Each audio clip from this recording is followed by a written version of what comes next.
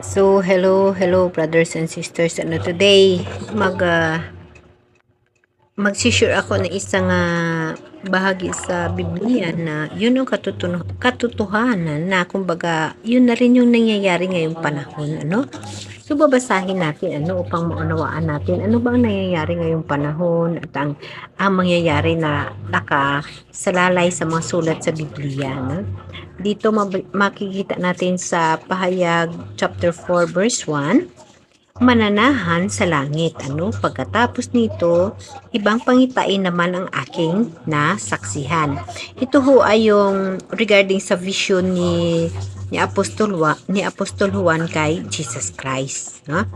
So, nakita ko sa langit ang isang bukas na pinto at muli kong narinig ang tinig na gaya ng isang trumpita na ang sabi, umakyat ka rito at ipakita ko sa iyo ang darating na mangyayari.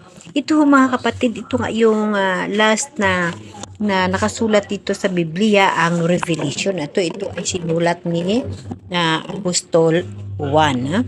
Si Apostol Juan ay siya yung isang apostol ni Jesus Christ noong nagpakatao si Jesus Christ, noong naging tao si Jesus Christ, noong panahon napakaganda, kasi nakasama mo ang Diyos, si Jesus Christ, kaso hindi lang nakilala ng ibang mga tao sa mundo. So, ang mga apostolis natin ay pinili ito ng mahal na Diyos. Sila ay pinili ni Jesus Christ sa iba't ibang bahagi ng lugar. Si Apostol Juan ay isang mahalagang tao sa kasaysayan ng Kristyanismo.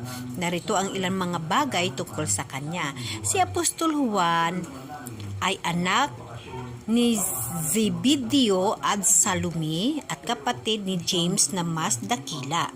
Siya ay isang mangingisda sa dagat ng Galilea bago siya tinawag ni Jesus upang maging apostol.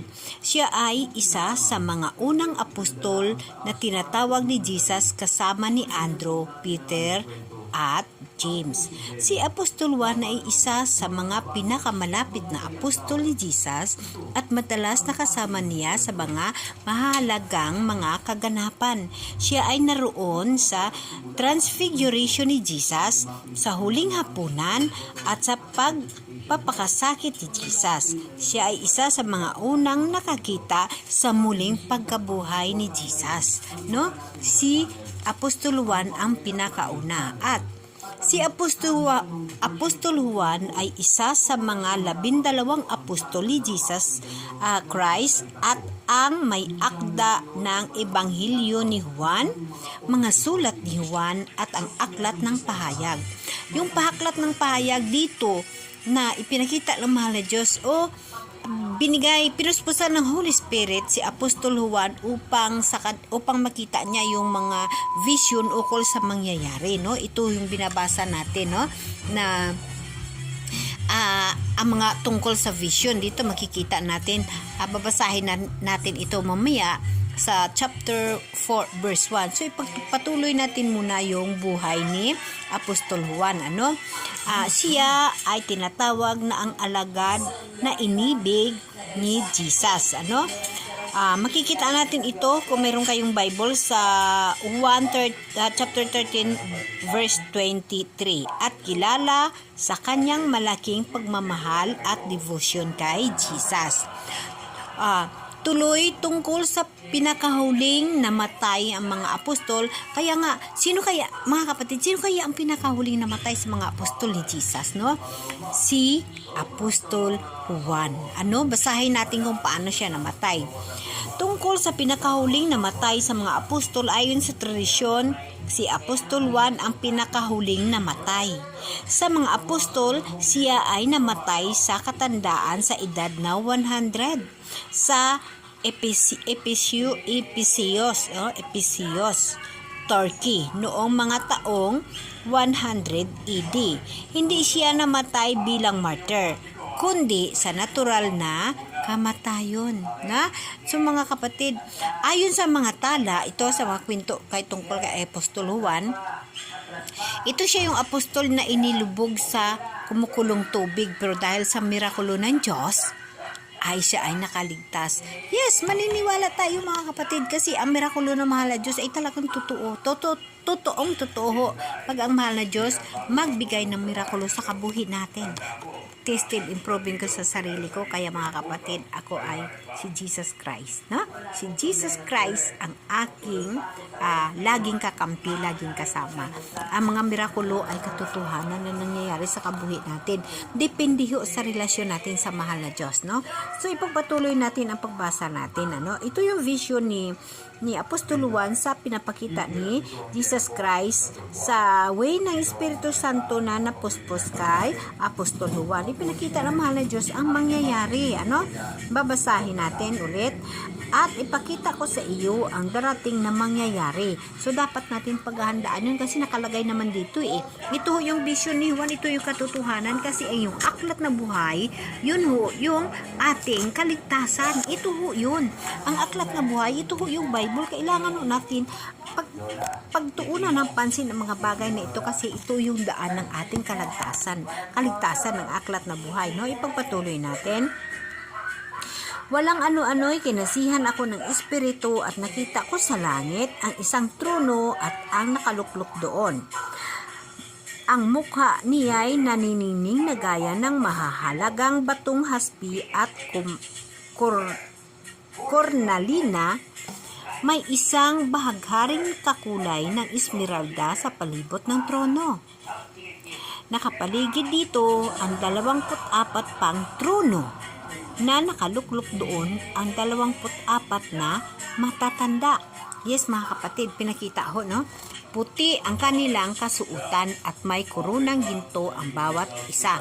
So, mga kapatid, dito, no, ipinapakita sa vision ni Juan yung 24 na matatanda. So, 24 na matatanda at nakadamit ng puti. Ibig sabihin, ito sila ay mga namatay na, no? So, ibig sabihin mga kapatid, sa trono ng mahal na Diyos, no? Ang darating na trono ng mahal na Diyos, yung bagong lupa at bagong langit natin, mayroon ho na 24 na matatanda, no? Na pwesto na doon sa nakapalibot sa trono ng mahal na Diyos, no?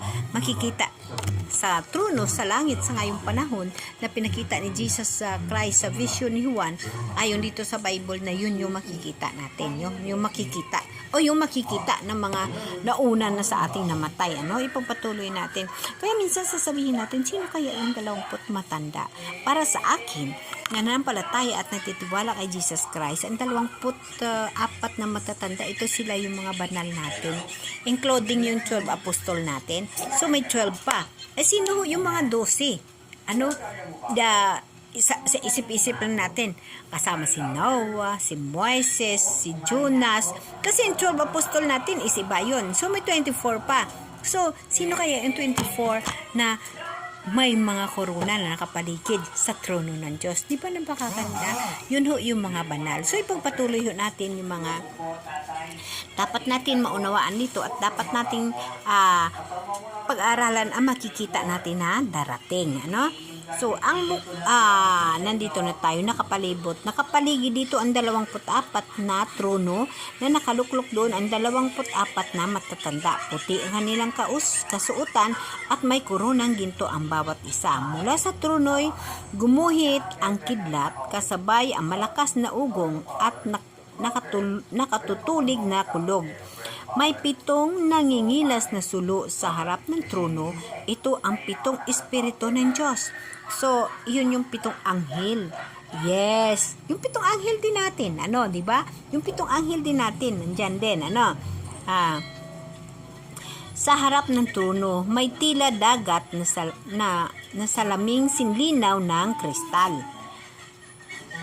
Nakapaligid sa trono, sa bawat panig nito, ang 4 na nilalang na buhay na punong-puno ng mga mata sa harap ng at likod. So mga kapatid, may 4 pa na taong buhay. No? May 4 pa na taong buhay. Yun ang pinakita ho ni Jesus Christ kay Apostol Juan. Ninyo sa susunod na video natin kung ano ba ang tinatawag na 4 na nilalang na buhay. Amen? Amen.